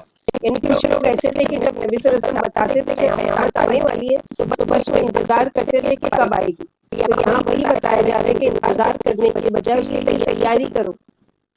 جیسے کہ ہم لوگوں کو کہیں جانا ہے تو پوچھتے ہیں کہ اچھا گاڑی کا ٹائم کیا ہے یا فلائٹ کا ٹائم کیا ہے، اور ٹائم سے پہلے جا کر پہنچ جاتے ہیں کہ اس ٹائم پر ہم سے وہ ٹائم مس نہیں ہو جائے۔ تو تیاری ایک طرف سے کر رہے ہوتے ہیں نا سامان کے ساتھ، اور خود اپنے آپ کو لے کے جاتے وہاں بیٹھتے ہیں، تو پھر صرف یہ پوچھنا کہ قیامت کب آئے گی اور قیامت کب آئے گی اور تیاری نہیں تو بیوقوفی والا سوال ہے۔ اس لیے کہ جانے کا ارادہ ہے، ورنہ دن بھر میں 50 گاڑیاں جاتی ہیں اور آتی ہیں، ہم کو کیا فرق پڑتا ہے؟ لیکن جس گاڑی سے ہم کو جانا ہے اس کی فکر ہوتی ہے، اس کا ٹائم کیا ہے، اس کا وہ کیا ہے، یہ ساری چیزیں آگے اللہ سبحانہ وتعالیٰ آپ صلی اللہ علیہ وسلم کو خطاب کر کے کہہ رہے ہیں فَاعْلَمْ أَنَّهُ لَا إِلَٰهَ إِلَّا اللَّهُ وَاسْتَغْفِرْ لِذَنبِكَ وَلِلْمُؤْمِنِينَ وَالْمُؤْمِنَاتِ، بس جان لو، علم حاصل کر لو کہ اللہ کے سوا کوئی الہ نہیں، اور معافی چاہو اپنے قصوروں کی اور استغفار کرو مومن مردوں کے لیے بھی اور مومن عورتوں کے لیے بھی، اور اللہ تمہاری کارکردگی کو بھی جانتے ہیں، ہمارے ٹھکانوں سے بھی خوب واقف ہے۔ متقلب جو ہے قلب سے ہے، الٹنا پلٹنا پھرنے چلنے کی جگہ، تو یہاں پر بھی وہی بتایا گیا، یعنی قیامت کے منتظر اور اس کی تیاری سے غافل ہیں، حالانکہ قیامت کے پوری کی نشانیاں ظاہر ہو چکی ہیں۔ اس آیت میں توحید کا بیان ہے کہ علم میں توحید کا حکم نہیں ہے، اس لیے کہ عطف ڈال کر فرمایا کہ اپنے اور مومن مردوں اور عورتوں کے گناہوں سے رب سے مغفرت مانگو، یعنی اللہ کے نبی صلی اللہ علیہ وسلم بخشائے ہیں، معصوم ہے، گناہ سے پاک ہے، اس کے باوجود بھی بشری تقاضے سے اگر کچھ غلطیاں کوتاہیاں ہو جاتی ہیں تو استغفار کیجیے۔ حالانکہ اللہ کے نبی صلی اللہ علیہ وسلم دن بھر میں 70 سے زیادہ استغفار کیا کرتے تھے، اور نہ صرف آپ کو استغفار کرنے کے لیے کہا جا رہا ہے بلکہ کیا کہا جا رہا ہے کہ مومن مردوں اور مومن عورتوں کے لیے، کیونکہ آپ کا استغفار کیا ہے، لوگوں کے لیے دعا، آپ کی دعا جو ہے وہ یقیناً قبولیت والی ہے۔ آپ اپنے لیے بھی استغفار کیجیے اور مومن مردوں اور مومن عورتوں کے لیے بھی دعائیں کیجیے۔ استغفار کی فضیلت نبی صلی اللہ علیہ وسلم ہمیشہ یہ دعا مانگا کرتے تھے، اللہم اغفر لی ما قدمت وما اخرت وما اسررت وما اعلنت وما اسررت وما انت اعلم به انت المقدم وانت المؤخر لا الہ الا انت۔ اے اللہ میرے گناہوں کو، میری نادانی کو، میری زیادتی کو جو مجھ سے میرے ہی بارے میں سرزد ہو گئی ہو، ہر اس گناہ کو جس کو آپ مجھ سے زیادہ جانتے ہیں معاف فرما دیجیے۔ اے اللہ غیر شعوری گناہوں کو، شعوری گناہوں کو اور جو جان بوجھ کر کیے گناہوں کو، خطاؤں کو معاف فرما دیجیے۔ میں نے ہر طرح کا گناہ کیا ہے، سارے گناہ معاف کیجیے۔ آپ نماز کے آخر میں یہ دعا مانگا کرتے تھے، اے اللہ میرے اگلے پچھلے چپے کے لیے گناہوں کو، میری زیادتیوں کو اور ان کو جن کو آپ اسے زیادہ جانتے بخش دیجیے۔ آپ ہی میرے معبود ہیں، آپ کے سوا کوئی حقدار عبادت نہیں۔ لوگوں اپنے رب سے توبہ کر لو، میں روزانہ 70 بار سے بھی زیادہ اللہ سے توبہ اور استغفار کرتا ہوں۔ ہمارے لیے بھی کیا ہے کہ ہم بھی چلتے پھرتے یا اگر چلتے پھرتے مثلاً تبدیلی نہیں کر پاتے ہیں، کوئی ایک ٹانگ فکس کر کے وجہ کے بعد پڑے ہیں، یا جب بھی ہے کم از کم ایک ہی جگہ بیٹھ کر 100 مرتبہ استغفار کی دعا کر لیں، تاکہ یہ کیا ہے کہ روزانہ اللہ کے نبی صلی اللہ علیہ وسلم کو جو کچھ دیا جا رہا ہے اس پر ہمارا بھی عمل ہو جائے۔ اللہ کے رسول صلی اللہ علیہ وسلم نے تو ہمارے لیے بھی پیش کی، استغفار مانگ لیا، دعائیں مانگ لی، لیکن اس کے باوجود بھی ہمارے لیے کیا ہے کہ ہم خود اپنے لیے وَيَقُولُ الَّذِينَ آمَنُوا لَوْلَا نُزِّلَتْ سُورَةٌ فَإِذَا أُنزِلَتْ سُورَةٌ مُحْكَمَةٌ وَذُكِرَ فِيهَا الْقِتَالُ رَأَيْتَ الَّذِينَ فِي قُلُوبِهِم مَرَضٌ يَنظُرُونَ إِلَيْكَ نَظْرَ الْمَغْشِيِّ عَلَيْهِ من الموت فأولى لكم، یعنی اور کہتے ہیں وہ جو ایمان لائے کوئی صورت نہیں نازل ہوتی، حالانکہ صورتیں تو بہت سی نازل ہو چکی تھی مکے میں، مدینہ تو یہاں اس خاص صورت کا ذکر ہے، مراد ہے ایسی صورت جس میں جنگ کا حکم ہو، جس میں جہاد کی اجازت دی جائے، کیونکہ ابھی تک جتنی صورتیں اتری ہیں اس میں جنگ کی اجازت نہیں تھی کہ اچھا تم مشرک میں مکہ سے جنگ کرو، اپنے ظلم کا بدلہ لو، لیکن انتظار میں تھے صحابہ کرام، اللہ تعالیٰ کا حکم آئے اور ہم کیا کریں، اپنے ظلم کا بدلہ لے جو ان لوگوں نے ہم پر کیے، اب ان کی ذاتی کا ان کو مزہ چکا۔ رأيت الذين في قلوبهم، فإذا أنزلت سورة محكمة، مگر جب ایک حکم سورت نازل ہو گئی، محکم سورت نازل کر دی گئی اور اس میں جنگ کا ذکر کر دیا گیا، تم نے دیکھا کہ جن کے دلوں میں کوئی بیماری تھی، منافقت کی، دنیا کی محبت، ایمان کی کمزوری کی، اس سورت کو سن کر انہوں نے کیا کہا کہ اس طرح وہ دیکھتے ہیں آپ کی طرف جیسے کہ ان پر موت کی بے ہوشی طاری ہو گئی ہے، وحشی طاری ہو گئی ہے، یعنی ان کی جان ہی نکل گئی، ایسے لگ رہا ہے کہ جیسے وہ مرنے لگے ہیں۔ فاولا ہلاکت ہے، بدبختی ہے، غمبختی ہے ان کے لیے، اور جو خوشی سے اپنے جانے اللہ کے راستے میں نہ لگائیں، جو خوشی سے اپنے آپ کو اللہ کے لیے نہیں وہ کرتے ہیں، ان کے لیے کیا ہے، ہلاکت ہے، بدبختی ہے، بربادی۔ یعنی مسلمان جہاد کے خواہش مند تھے، لیکن جب ان کی خواہش کے مطابق جہاد فرض ہو گیا، اس سے بہت سے لوگ ہٹ گئے، جیسے کہ سورہ نساء نمبر 77 میں اللہ لا الہ الا الذین قیل لهم کفوا ایدیہم، آپ نے ان کو نہیں دیکھا کہ جن سے کہا گیا کہ اپنے ہاتھ روکے رہو، نماز پابندی سے پڑھتے رہو اور مال کی زکات نکالتے رہو، لیکن جب ان پر جہاد فرض کیا گیا تو ان میں سے ایک جماعت لوگوں سے اللہ کی طرح بلکہ اس سے بھی زیادہ ڈرنے لگی، کہنے لگے کہ اے ہمارے رب، آپ نے ہمیں موت تک کیوں نہیں ڈھیل دی، فرما دیجیے دنیا کوئی فائدہ تھوڑا سا ہے اور تقویٰ والے کے لیے آخرت بہترین ہے، اور تم پر تیر بھر بھی ظلم نہیں کیا جائے گا۔ یہاں اللہ نے فرمایا کہ ایمان والے کہتے ہیں ان پر کوئی ایسی صورت نہیں اتاری گئی جس میں جہاد کا حکم ہوتا ہے، اس لیے فرمایا کہ جب صاف صاف بیان والی صورت اتار دی جاتی ہے اس میں جہاد کا حکم ہوتا ہے، تو بعض لوگ آپ کو اسی طرح دیکھتے ہیں وہ ان پر موت کی خشیت چاہ گئی ہے، اپنے دشمنوں کے مقابلے سے گھبرا جاتے ہیں اور بزدلی کا اظہار کرتے ہیں۔ یہاں پر یہ بتایا گیا کہ ان کے اس کی وجہ سے یہ منافقین جو تھے ان کے لیے ہے کہ کس طرح سے یہ لوگ اس چیز سے ڈرتے تھے جیسے موت ان پر طاری کر دی گئی۔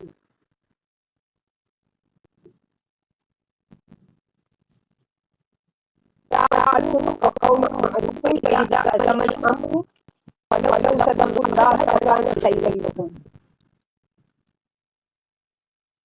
جو زبان پر اطاعت کی باتیں کرتے ہیں، بڑی اچھی اچھی خوبصورت باتیں کرتے ہیں، یعنی یہ منافق صرف زبان سے خوش رہتے ہیں اور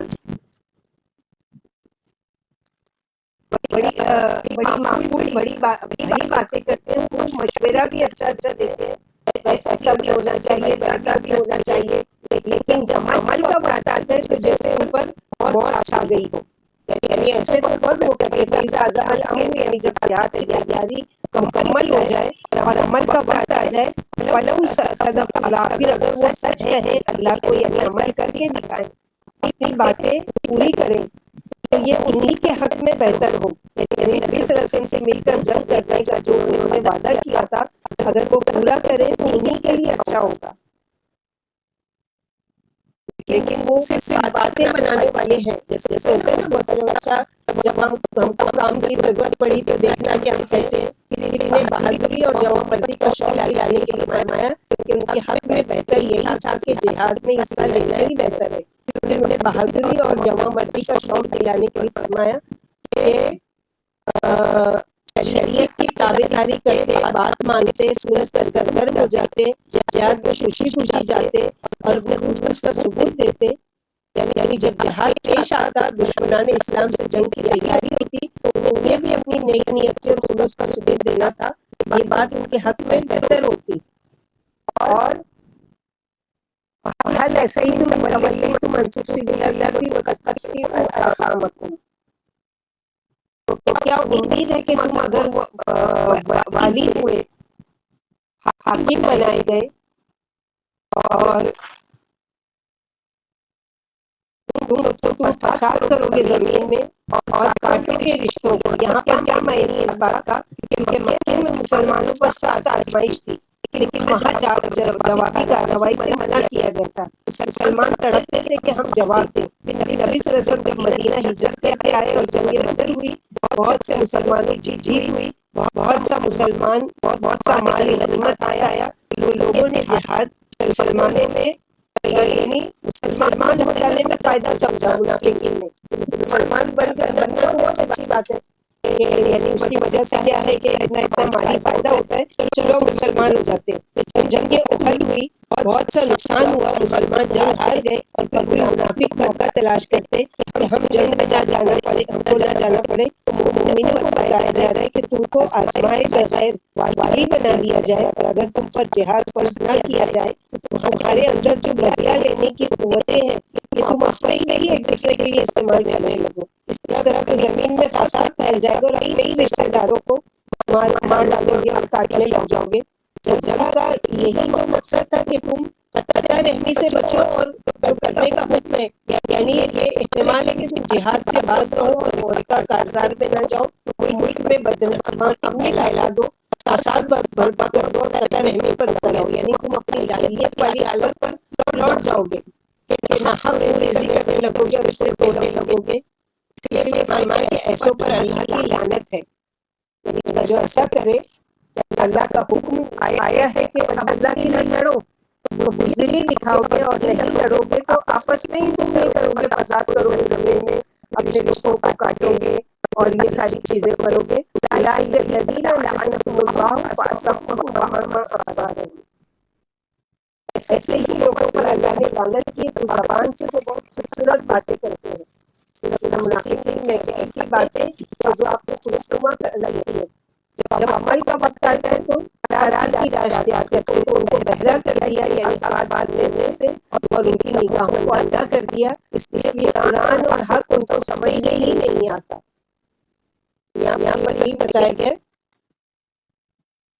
اس لیے فرمایا کہ ایسوں پر اللہ کی لعنت اور اس کی پھٹکار ہے، اور اللہ نے ان کے کان یعنی بہرے بنا دیے ان کی زبان کو، اور آنکھیں اندھی کر دی عیسائیت اور فساد مچانے کی عموماً اور قطع رحمی کی خصوصیت سے ممانعت ہے. بلکہ اللہ نے اصلاح کو عمل قائم کرنے کا اور صلہ رحمی کا حکم فرمایا، یعنی رشتے داروں سے نہ صرف محبت اور پیار سے بلکہ جانی اور مالی خصوصیت سے بھی پیش آؤ.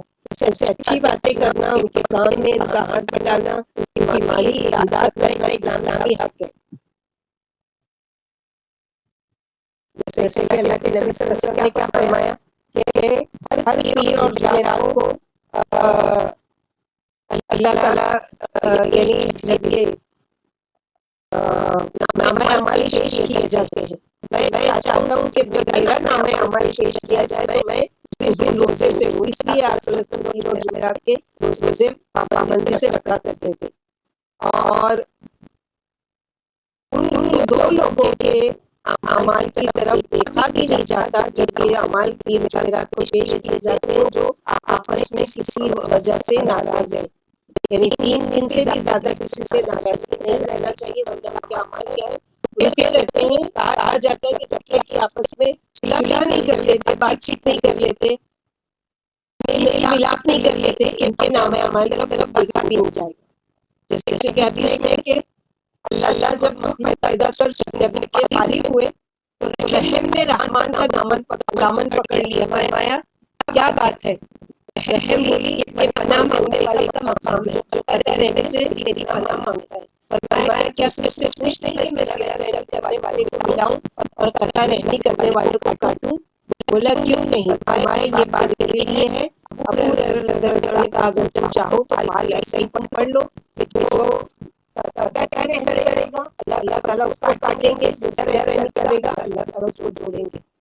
جوڑنے میں ہی خیر ہے دنیا اور آخرت میں. سب سے یعنی بڑا بڑا نقصان ہے تو اللہ کی رحمت سے دوری. دوسرے یہ کہ نام اعمال نہیں اللہ کے یہاں قبول ہو رہے ہیں. اسی لیے چاہے کہ اپنی غلطی ہو یا نہ ہو، لیکن کچھ نہ کچھ نہیں تو آمنے سامنے سلام دعا ہونا چاہیے. بولنے کا مطلب یہ نہیں ضروری نہیں ہے کہ آپ وہ پہلے جیسے حالات ہو جائے کہ آپ بالکل ڈیلی ایک دوست کی طرح بات چیت کرنے لگو یا جو بھی ہے وہ تو آہستہ آہستہ ہو گئی، لیکن ایٹ لیسٹ کم سے کم یہ ہونا چاہیے کہ اگر کوئی مومن کسی مومن سے سامنے ملاقات ہو کیا ہے السلام علیکم وعلیکم السلام اتنا کیا جا سکتا ہے نا، کم از کم اس چیز میں نہیں آئیں گے ہماری پکڑ کہ ہم ان لوگوں میں شامل ہو جائے کہ جو قطع رحمی کرنے والے ہیں۔ فَلَا يَتَدَبَّرُونَ الْقُرْآنَ عَلَى قُلُوبٍ أَقْفَالُهَا، کیا یہ لوگ قرآن میں غور و فکر نہیں کرتے؟ باجی وہ بولے آپ نے رحم کس سے لٹک گیا؟ جو اللہ تعالیٰ نے وہ بنایا تھا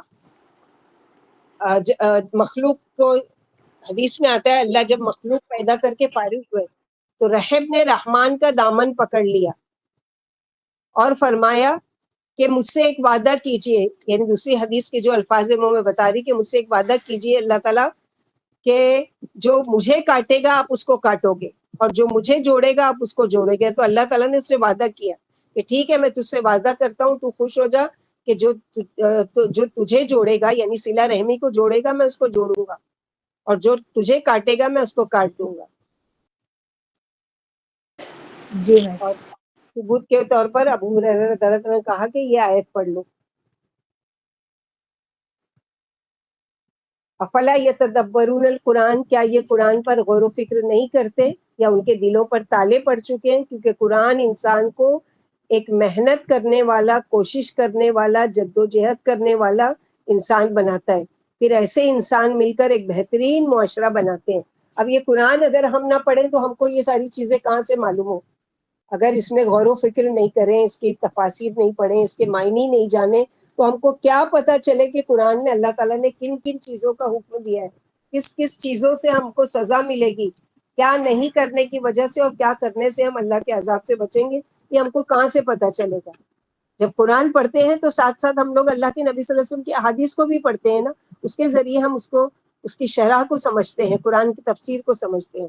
تو اللہ قرآن میں غور و فکر کرنے کی اور اسے سمجھنے کی ترغیب دلا رہے ہیں، شوق دلا رہے ہیں، اور اس سے منہ پھیرنے کی ممانعت فرما رہے ہیں۔ چنانچہ فرمایا کہ ازلی بدبخت قرآن میں غور و فکر کیا کریں گے، ان کے دلوں پر تالے لگے ہوئے ہیں، اب وہ بند ہیں، پھر قرآن کے معنی ان تک کیسے پہنچے؟ جب پہنچنے کی راہ ہی بند ہو چکی ہے تو پھر اثر کس طرح پیدا ہو؟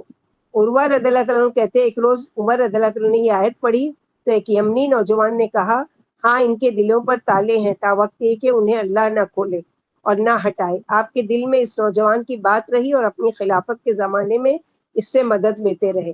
یعنی کتنی اچھی بات کہی کہ یمنی نوجوان نے کہ ان کے دلوں پر تالے پڑے ہیں جو قرآن میں غور و فکر نہیں کرتے ہیں، یہاں تک کہ جب وہ غور و فکر کرنے لگے تو اللہ تعالیٰ کیا کرتے ہیں؟ ان کے دلوں کے تالوں کو کھول دیتے ہیں۔ تو اللہم لا تجعلنا منہم، اللہ تعالیٰ ہمیں ان میں سے نہیں بنائے کہ جن کے دلوں پر، یعنی یہ دل پر تالے کیوں لگ جاتے ہیں؟ جب اللہ کے ذکر سے انسان دور اور دور بھاگتا چلا جاتا ہے، وہ سننا، کان سے سننا نہیں چاہتا، وہ قرآن کھول کر پڑھنا نہیں چاہتا، وہ اچھی باتوں پر غور و فکر کرنا نہیں چاہتا، کیونکہ قرآن تو غور و فکر کی دعوت دیتا ہے۔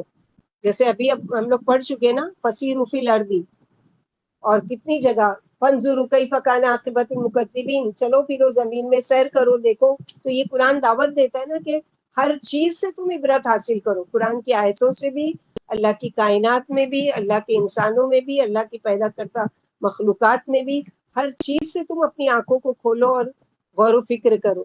یہ بھی ایک عبادت ہے کائنات میں غور و فکر کرنا، کیونکہ ایک قرآن جو ہے ہماری آنکھیں آیتوں کو دیکھ رہی ہیں۔ اب یہ آیت کو ایکسپلین کرنے کے لیے مثلا آسمان کا ذکر آ گیا، اب آسمان تو قرآن میں نہیں دکھ رہا ہے، اس کو دیکھنے کے لیے ہم کو کہاں دیکھنا پڑے گا؟ آسمان کی طرف۔ چرند پرند ہے، جانور ہے، مویشی ہے، درخت ہے، یہ ساری چیزوں کو پھر کائنات میں تو یہ اللہ تعالیٰ نے غور و فکر کے لیے نشانیاں بھی پیدا کر دی، صرف آیتیں نہیں اتاری اللہ تعالیٰ نے کہ قرآن کی آیتوں پڑھو اور اس کو حفظ کر لو، اس کو غور و فکر کر لو، اس کو سمجھ نہیں۔ کائنات میں دیکھو تو صحیح کہ سب جو کہا ہے قرآن میں اللہ نے وہ پھیلا ہوا ہے، آس پاس تمہارے موجود ہے، اور تم روزانہ اس سے فائدہ اٹھاتے ہو، اس کے باوجود بھی تم عقل سے کام نہیں لیتے۔ ان الذين ارتدوا على ادبارهم من بعد ما تبين لهم الهدى الشيطان سول لهم واملى لهم. اور حقیقت یہ ہے کہ جو لوگ ہدایت واضح ہونے کے بعد اس سے پھر گئے اپنی پیٹھوں پر، یعنی دین سے منہ موڑ گئے، قرآن نے جو کچھ ان کو سکھایا اس سے منہ موڑ گئے کہ یہ بڑا مشکل راستہ ہے، اس پر ہم نہیں چل سکتے. یہ سب کیوں انہوں نے کیا؟ کہ شیطان نے سب کچھ آسان کر دیا ان کے لیے، یعنی منہ کا موڑنا، پیٹھ پھیر کر چلے جانا، اور دنیاوی چیزیں آسان لگنا اور اللہ کی باتیں مشکل لگنا، یہ ساری چیزیں. اور انہیں امیدیں دلائیں، ڈھیل دلائیں، شیطان نے انہیں آرزوؤں میں مبتلا کر دیا، اور اللہ نے ڈھیل دی کہ فوری نہیں ان کو پکڑا. وَأَمْلَى لَهُمْ کا معنی کیا ہے؟ ایک تو شیطان نے امیدیں دلائیں، دوسرے اللہ نے ان کو ڈھیل دی کہ ان کے اس طرح سے پلٹنے کی وجہ سے فوراً ان کی پکڑ نہیں کی. اگر فوراً یہاں پر انکار کیا اور یہاں پکڑ لیتے تو زمین پر کوئی بھی چلتا پھرتا باقی نہیں رہتا.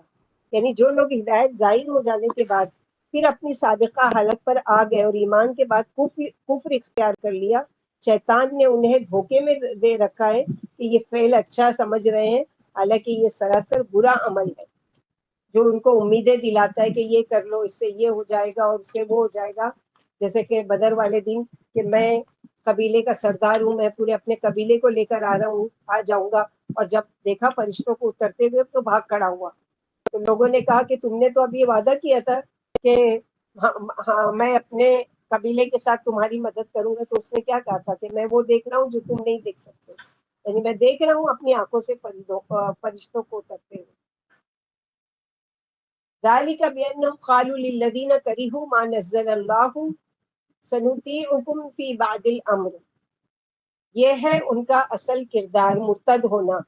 انہوں نے کہا ان لوگوں سے جنہوں نے ناپسند کیا تھا جو اتارا تھا اللہ نے قرآن، اور اس کو ناپسند کرنے والے مشرکین تھے، یا یہودی تھے یا منافقین تھے.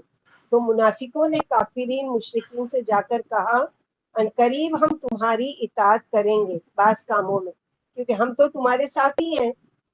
دو منہ والے، منافق کیا ہوتا ہے؟ دو منہ والا. جیسے نبی صلی اللہ علیہ وسلم نے فرمایا دو منہ والوں پر جنت حرام ہے. یعنی جب ان سے، جیسے سورہ بقرہ میں بھی پڑھ چکے، وَإِذَا لَقُوكُمْ قَالُوا آمَنَّا وَإِذَا خَلَوْا إِلَىٰ شَيَاطِينِهِمْ قَالُوا إِنَّا مَعَكُمْ إِنَّمَا نَحْنُ مُسْتَهْزِئُونَ. ہم تو تمہارے ساتھی ہیں، اور اکیلے میں اپنے ساتھیوں کے، ہم تو خالی ان کو دیکھا دیکھی مسلمان ہو گئے تھے ان کو خوش رکھنے کے لیے، ورنہ ہم تو تمہارے ساتھی ہیں. تو یہ دو منہ والے. تو اللہ سبحانہ وتعالیٰ نے کہا کہ دو منہ والوں پر کیا ہے؟ جنت حرام ہے. یہ کفر، یعنی جو لوگ ہدایت ظاہر ہو جانے کے بعد پھر اپنی سابقہ حالت پر آ گئے اور ایمان کے بدلے کفر اختیار کر لیا، شیطان نے انہیں دھوکے میں ڈالا. یہ کفر و ارتداد اور برے کام کو اچھا جاننا ان کے اس نفاق کا وبال ہے جو ان کے دلوں پر چھا رہا تھا، جس کی بنا پر ان کا ظاہر و باطن الگ الگ تھا. یہ درپردہ کافروں سے مل کر انہیں اپنا بنانے کے لیے ان سے ہمدردی کا اظہار کرتے تھے کہ عنقریب ہم تمہاری بعض باتوں کو مانیں گے، اور کہتے تھے کہ ہم تمہارے ساتھ ہیں، تم سے الگ نہیں ہیں، عنقریب بعض باتوں میں تمہارا ساتھ دینے والے ہیں.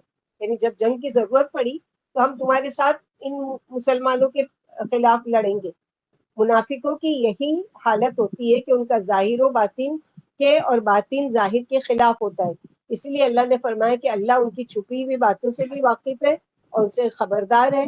جیسے سورہ نساء آیت نمبر 81 میں فرمایا واللہ یکتب، اور اللہ ان مشوروں کو لکھ لیتے ہیں جن پر یہ رات بسر کرتے ہیں. یعنی چپکے چپکے جا کر مشورے کرتے ہیں. اللہ تعالیٰ کو تو ان کی چھپی ہوئی باتوں کا بھی علم ہے کہ یہ مسلمانوں کے خلاف کیا پروپیگنڈا کر رہے ہیں اور کیا وہ چالیں چل رہے ہیں. اللہ سبحانہ وتعالیٰ کو اچھی طریقے سے معلوم ہے. واللہ یعلم اسرارہم، اللہ ان کی چھپی باتوں کو، چھپے بھیدوں کو خوب جانتے ہیں.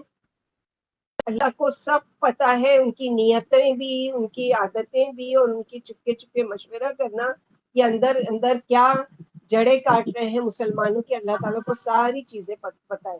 فَكَيْفَ إِذَا تَوَفَّتْهُمُ الْمَلَائِكَةُ يَضْرِبُونَ وُجُوهَهُمْ وَأَدْبَارَهُمْ. ایسے لوگوں کی بڑی سخت شامت آنے والی ہے. کتنے دن یہ آزاد گھومیں گے، کتنے دن دنیا کے مال سمیٹیں گے. پھر کیا ہوگا ان کا جب فرشتے ان کی جان نکالیں گے، وہ ان کے منہ اور ان کے پیٹھوں پر ماریں گے. جو شخص دین سے منافقت کرتا ہے کہ اس کی سزا ہے، اور منافق کی تو سزا مشرکوں اور کافروں سے بھی زیادہ ہے. سورہ نساء میں پڑھ چکے کہ منافقین فی الدرک الاسفل من النار، کہ منافق جو ہوں گے وہ کہاں ہوں گے؟ یعنی جہنم کے سب سے نچلے درجے میں ہوں گے. یعنی ان کی کیسی کیسی بری گت بنے گی جب فرشتے ان کی روحیں نکالنے کے لیے آئیں گے اور روحیں ان کے جسموں میں چھپتی پھریں گی. آخر فرشتے سختی سے اور مار مار کر ان کی روحیں نکالیں گے. فرمایا سورہ انفال آیت نمبر 50 وَلَوْ تَرَى إِذْ يَتَوَفَّى الَّذِينَ، کاش آپ دیکھتے جب کافروں کی روحیں ان کے چہروں پر اور کمروں پر مار مار کر فرشتے نکال رہے ہوں گے. اسی طرح کا مضمون آ چکا ہے سورہ انعام آیت نمبر 93 وَلَوْ تَرَى إِذِ الظَّالِمُونَ فِي غَمَرَاتِ الْمَوْتِ، کاش آپ ظالموں کو موت کی سختیوں میں اس حال میں دیکھتے کہ فرشتے ان کی طرف ہاتھ بڑھا کر کہتے ہیں نکالو اپنی جانیں، آج تم پر ذلت والا عذاب مسلط ہے کیونکہ تم اللہ پر ناحق بہتان باندھا کرتے تھے اور اس کی آیتوں سے غرور اور تکبر کیا کرتے تھے. اس کی وجہ سے ذالک بأنہم اتبعوا ما اسخط اللہ وکرہوا رضوانہ فأحبط اعمالہم.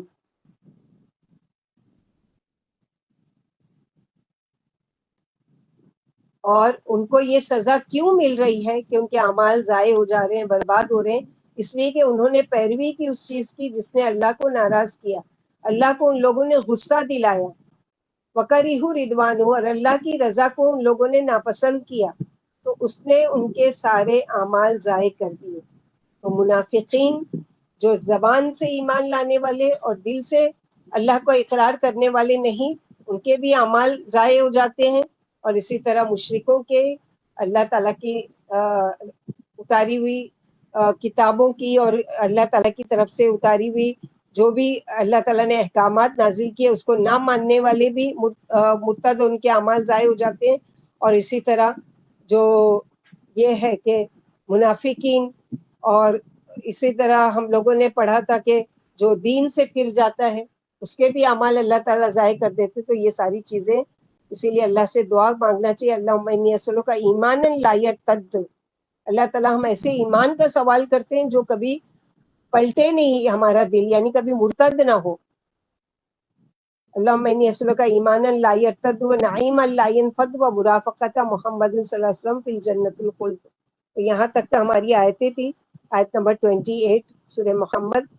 اللہ سبحانہ و تعالیٰ سے دعا ہے کہ اللہ تعالیٰ ہم لوگوں کو کہنے سننے سے زیادہ عمل کی توفیق عطا فرمائے. اللہ تعالیٰ نے جن جنت کی نہروں کا اور باغات کا وعدہ کیا ہے، اللہ تعالیٰ وہ سارے جنتوں کی جو نہریں ہیں اس کے ٹیسٹ ہم کو بھی چکھنے کی اللہ تعالیٰ توفیق دے، اور ہمیشگی والی جنت میں ہم کو جنت العدن، جنت الخلد اور جنت الفردوس میں اللہ تعالیٰ ہم سب کو جگہ عطا فرمائے. اور ہم کو دنیا میں رہتے ہوئے محنت کرنے اور ایسے اعمال کرنے کی اللہ تعالیٰ توفیق دے کہ جس کی وجہ سے اللہ سبحانہ و تعالیٰ قیامت کے دن ہم کو یہ ساری نعمتوں سے ہم لوگوں کو فیضیاب ہونے کی توفیق عطا فرمائے. جن جن نعمتوں کا اللہ تعالیٰ نے وعدہ کیا ہے اور ان سارے اعمال سے اللہ تعالیٰ ہم کو بچنے کی توفیق عطا فرمائے کہ جن اعمال کی وجہ سے یا تو اللہ تعالیٰ کی ناراضگی کا سبب بنے، یا اللہ تعالیٰ ہمارے اعمال کو ضائع کریں، یا اللہ تعالیٰ کا غضب ہم پر نازل ہو، یا پھر جہنم کے عذاب کے مستحق ہو. اللہم احفظنا منہم، اللہم لا تجلنا منہم. اللہم انا نسألک جنۃ وما قرب الیہا قول وعمل ونعوذ بک من عذاب جہنم وما قرب الیہا قول وعمل واسألک ان تجعل کل قضاء قضیتہ لی خیرا. ربنا تقبل منا انک انت السمیع العلیم وتب علینا انک انت التواب الرحیم. سبحان ربک رب العزۃ عما یصفون وسلام علی المرسلین والحمد للہ رب العالمین. سبحانک اللہم وبحمدک اشہد ان لا الہ الا انت استغفرک واتوب الیک. السلام علیکم ورحمۃ اللہ وبرکاتہ.